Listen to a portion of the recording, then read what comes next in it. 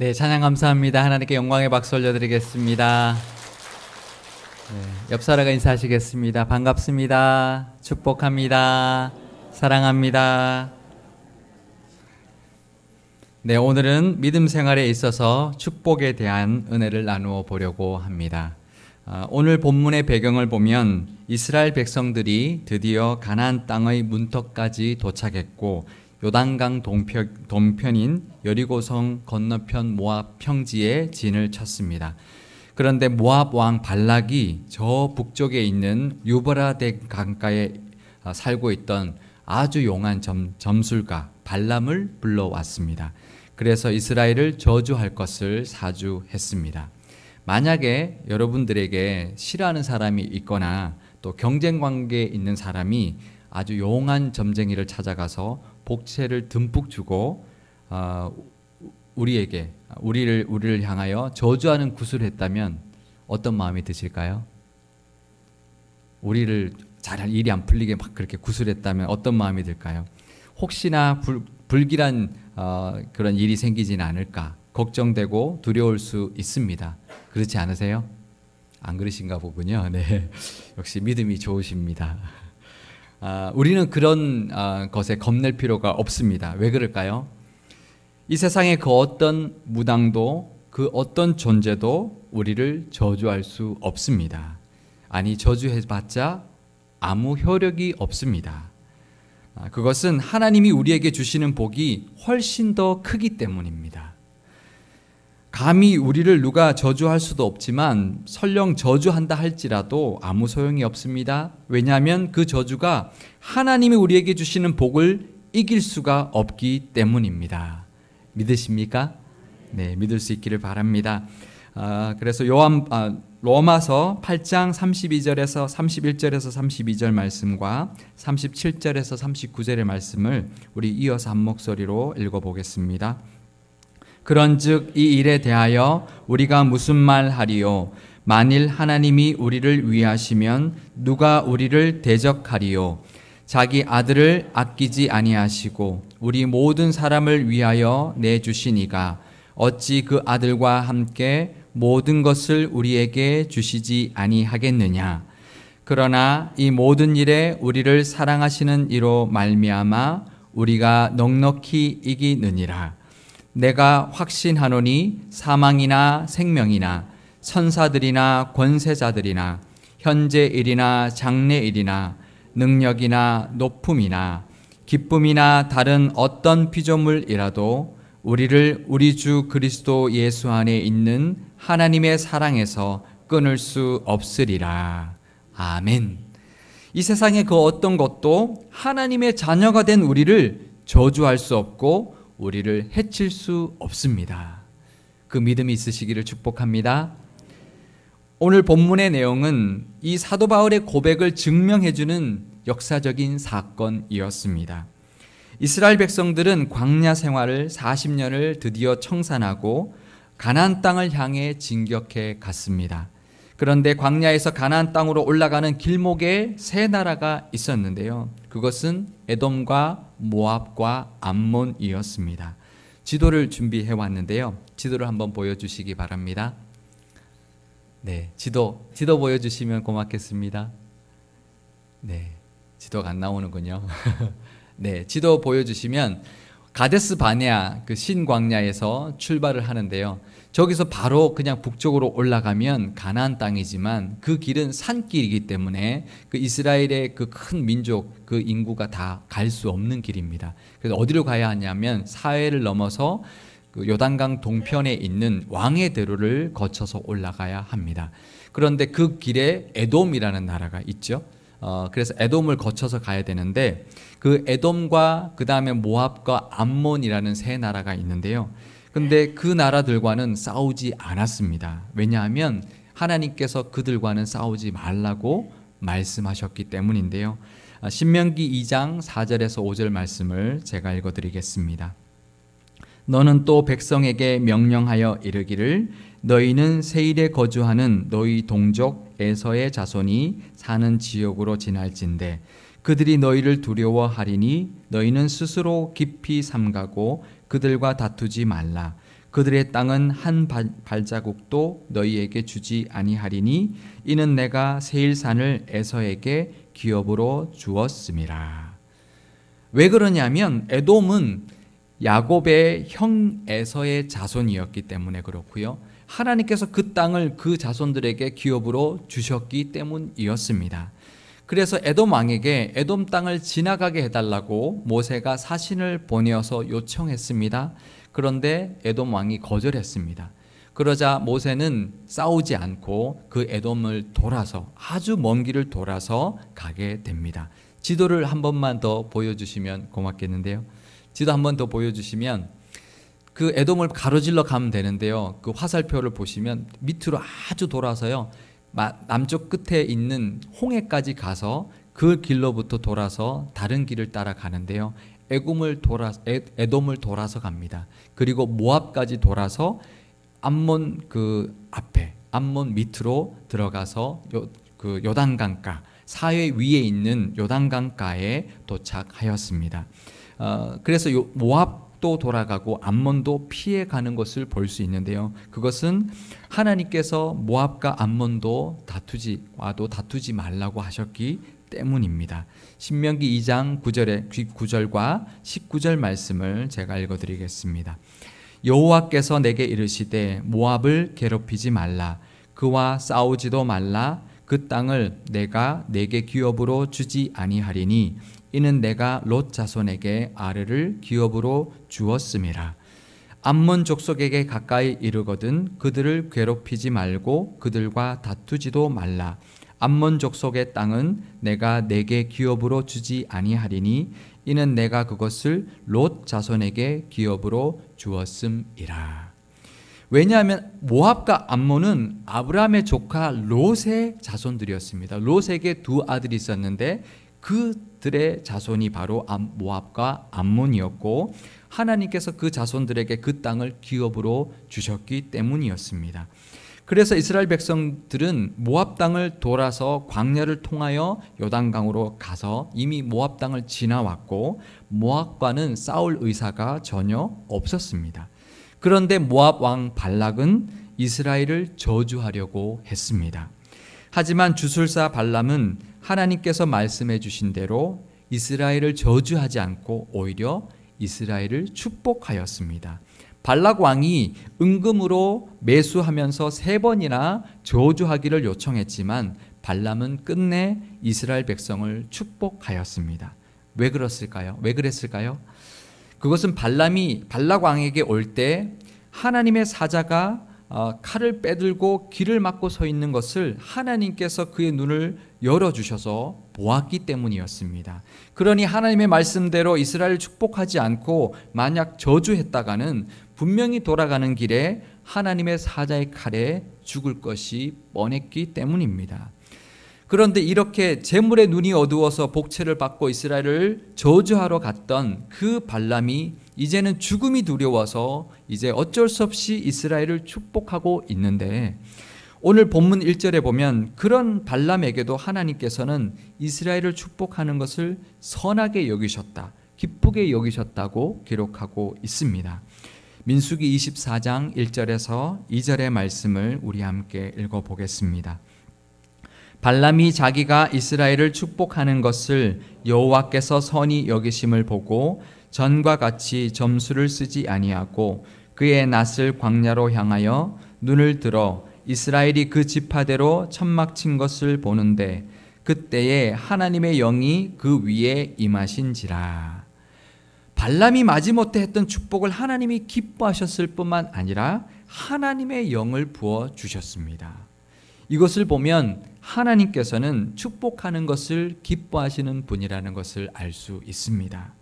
한낱 주술가에 불과했던 발람도 이스라엘을 축복하였을 때 그것을 기뻐하시며 하나님의 영을 임하게 하셨다면 하나님의 자녀인 우리에게는 더더욱 그러할 것입니다. 하나님은 우리도 축복하며 살기를 원하시는 줄 믿습니다. 늘 세상을 축복하며 살 수 있기를 바랍니다.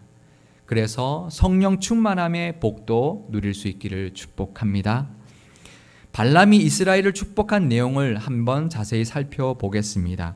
민수기 24장 5절에서 9절의 말씀 좀 길지만 우리 한 목소리로 읽어 보겠습니다. 야곱이여 내 장막들이 이스라엘이여 내 거처들이 어찌 그리 아름다운고 그 벌어짐이 골짜기 같고 강가의 동산 같으며 여호와께서 심으신 침향목들 같고 물가의 백향목들 같도다. 그 물통에서는 물이 넘치겠고 그 씨는 많은 물가에 있으리로다. 그의 왕이 아각보다 높으니 그의 나라가 흥왕하리로다. 하나님이 그를 애굽에서 인도하여 내셨으니 그 힘이 들소와 같도다. 그의 적국을 삼키고 그들의 뼈를 꺾으며 화살로 쏘아 꿰뚫으리로다. 꿇어 앉고 누움이 숫사자와 같고 암사자와도 같으니 일으킬 자 누구이랴. 너를 축복하는 자마다 복을 받을 것이요 너를 저주하는 자마다 저주를 받을지로다. 아멘. 우리가 함께 읽은 이 부분은 발람이 세 번째로 축복한 내용이었습니다. 발람이 했던 총 세 번의 축복을 모두 종합해 보면 이렇습니다. 이스라엘이 이제 한 나라를 이룰 것이고 그 백성의 수가 티끌처럼 많아질 것이며 그 나라의 힘은 들소같이 강할 것이고 대적들을 암사자와 숫사자같이 칠 것이며 그 땅은 아름답고 풍요로울 것이고 그 나라가 흥왕할 것이라고 축복하고 있습니다. 그러면서 마지막에 이스라엘을 축복하는 자마다 복을 받을 것이요 이스라엘을 저주하는 자마다 저주를 받을 것이라고 축복하고 있습니다. 그런데 이것은 하나님께서 아브라함에게 축복해 주셨던, 약속해 주셨던 것이었습니다. 창세기 12장 2절에서 3절 말씀을 제가 읽어드리겠습니다. 내가 너로 큰 민족을 이루고 내게 복을 주어 내 이름을 창대하게 하리니 너는 복이 될지라. 너를 축복하는 자에게 내가 복을 내리고 너를 저주하는 자에게는 내가 저주하리니 땅의 모든 족속이 너로 말미암아 복을 얻을 것이라 하신지라. 하나님께서는 아브람처럼 이 불평 많은 광야의 이스라엘 백성에게도 이런 복을 내려 주시기를 원하셨습니다. 그렇다면 하나님은 우리들에게도 우리를 축복하는 자에게 복 주시기를 원하고 우리를 저주하는 자에게 저주하시는 분이라는 것을 기억할 수 있기를 바랍니다. 그러니 우리는 이 세상에서 두려워하며 살 필요가 없습니다. 아니 오히려 세상이 우리를 두려워해야 합니다. 이 세상에 우리를 저주할 존재가 아무도 없습니다. 그러니 이제는 우리가 어떻게 해야 됩니까? 우리만 잘하면 됩니다. 세상에 그 어떤 것도 우리를 위협할 수 없으니까 이제는 우리에게 달려 있는 것입니다. 모든 것이 우리에게 달려 있습니다. 우리만 하나님께 늘 붙어 있기만 하면 됩니다. 우리만 하나님의 은혜에서 멀어지지 않으면 우리는 하나님의 복이 보장된 사람이라는 것을 믿을 수 있기를 바랍니다. 축복이라는 단어는 빌축자의 복복자를 씁니다. 오늘도 한자를 준비해 왔는데요. 이 축복이라는 단어를 사용할 때 우리가 기도할 때 하나님께 기도할 때 하나님 우리를 축복해 주십시오. 우리에게 축복을 내려 주옵소서라고 기도하면 안 됩니다. 왜냐하면 빌축자이기 때문에 그렇습니다. 복을 빈다는 뜻이죠. 하나님이여 우리에게 복을 빌어 주십시오라는 뜻인데요. 하나님은 우리를 위해서 복을 빌 만한 그런 존재가 없습니다. 하나님보다 더 높은 존재가 없기 때문에 하나님은 우리를 위하여 누구에게 복을 빌 분이 아닙니다. 하나님은 우리에게 복을 그냥 내려주시는 분입니다. 하나님이 직접 내려주시는 분입니다. 그러니 하나님은 하나님보다 더 높은 복을 빌 자가 없기 때문에 우리가 기도할 때는 축복해달라고 기도할 것이 아니라 복을 주시옵소서, 복을 내려 주시옵소서라고 기도해야 합니다. 그런데 축복해달라는 표현이 훨씬 더 강하고 입에 착착 달라붙으니까 우리가 기도할 때는 축복하시옵소서라고 하는 것이 더 이렇게 우리한테 더 입에 맞는 것 같아요. 근데 하나님한테는 그게 어울리지 않는 단어입니다. 축복은 우리가 하는 것이지 하나님은 축복하시는 분이 아니라 그냥 복을 내려주시는 분입니다. 그러니 하나님께 복을 빌 때 하나님 우리에게 복 주시옵소서라고 기도할 수 있기를 바랍니다. 그래서 천주교에서는 축복을 못 쓰니까 강복이라는 단어를 씁니다. 내릴 강자를 써서 강복하시옵소서, 복을 내려 주시옵소서라고 사용하는데요. 저희 개신교에서는 잘 쓰지 않는 표현입니다. 우리 히브리서 6장 13절에서 14절의 말씀을 우리 함께 읽어보겠습니다. 하나님이 아브라함에게 약속하실 때에 가리켜 맹세할 자가 자기보다 더 큰 이가 없으므로 자기를 가리켜 맹세하여 이르시되 내가 반드시 너에게 복주고 복주며 너를 번성하게 하고 번성하게 하리라 하셨더니, 하나님께서는 아브라함에게 약속해 주실 때에 하나님보다 더 큰 이가 없기 때문에 자기 자신을 가리켜 맹세하시면서 아브라함에게 복을 약속해 주셨습니다. 하나님은 우리에게도 자신을 가리켜, 하나님 자신을 가리켜 맹세하시면서 반드시 너희에게 복주고 복주며 번성케 하고 번성케 하리라 약속해 주십니다. 그 하나님의 약속을 믿을 수 있기를 바랍니다. 약속할 때 우리 어떻게 하죠? 어렸을 때? 나이가 들어서는 안 하는데요. 이렇게 손가락을 걸죠. 새끼손가락 걸죠. 요즘에는 새끼손가락 걸고 엄지손가락으로 도장을 찍고 검지로 사인을 하고 그 다음에 손바닥으로 복사하고 손등으로 코팅합니다. 그렇게까지 하는데요. 사실 이게 약속할 때 새끼손가락을 거는 것은 우리나라만 있는 것이 아닙니다. 그리고 최근에 생긴 것도 아닙니다.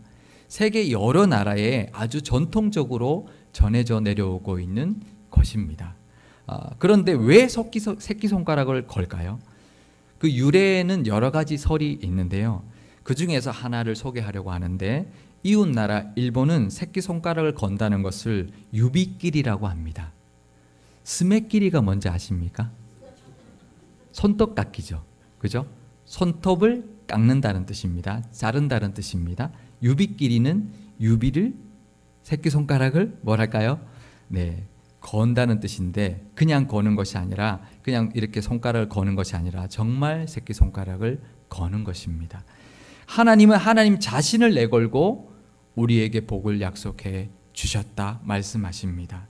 그것은 하나님 자신을 거신 것입니다. 우리의 가장 큰 복은 바로 구원의 복입니다. 그 복을 이루어 주시기 위하여 하나님께서는 자신의 아들, 아니 하나님 자신의 목숨을 거셨습니다. 하나님은 우리에게 목숨을 걸고 우리에게 구원의 길을 열어주셨습니다. 하나님의 그 크신 이름을 걸고 우리에게 복주고 복주며 번성케 하고 번성케 해주시겠다고 약속하고 있습니다. 그럼 이제 우리는 어떻게 살아야 할까요? 그렇게 하나님의 복을 약속받은 우리라면 이제는 우리는 어떻게 살아야 할까요? 아브라함에게 하신 말씀처럼 이제 우리는 세상에 복이 되어야 합니다. 창세기 12장 2절 말씀을 제가 다시 한번 읽어드리겠습니다. 내가 너로 큰 민족을 이루고 내게 복을 주어 내 이름을 창대하게 하리니 너는 복이 될지라. 이 세상에 하나님의 복을 흘려보내는 사람이 되어야 합니다. 세상을 축복하며 살아서 하나님께 기쁨이 되는 사람이 될 수 있기를 바랍니다. 비록 세상이 호락호락하지 않고 우리를 힘들게 하며 심지어는 우리를 저주까지 하려고 하겠지만 우리는 하나님의 보호하심을 믿고 하나님의 복주심을 받으며 그 복을 세상에 흘려보내는, 그래서 선으로 악을 이기는 세상을 축복하며 사는 사람이 되어야 합니다. 그래서 이 땅의 모든 족속이 우리 때문에 복받게 해야 합니다. 창세기 12장 3절 말씀도 다시 한번 읽어드리겠습니다. 너를 축복하는 자에게는 내가 복을 내리고 너를 저주하는 자에게는 내가 저주하리니 땅의 모든 족속이 너로 말미암아 복을 얻을 것이라 하신지라. 아브라함에게 주신 이 말씀을 자세히 살펴보면 우리를 축복하는 자에게 우리가 축복하고 우리를 저주하는 자에게 우리가 저주하는 것이 아닙니다. 우리를 축복하는 자에게 복 내리시는 분은 하나님이시고 우리를 저주하는 자에게 저주하시는 분도 하나님이십니다. 그럼 우리는 뭘 해야 할까요? 우리가 해야 할 일은 바로 세상을 축복하는 것입니다. 우리는 축복만 하면 되는 것입니다. 하나님은 우리가 무조건 세상을 축복하며 살기를 원하십니다.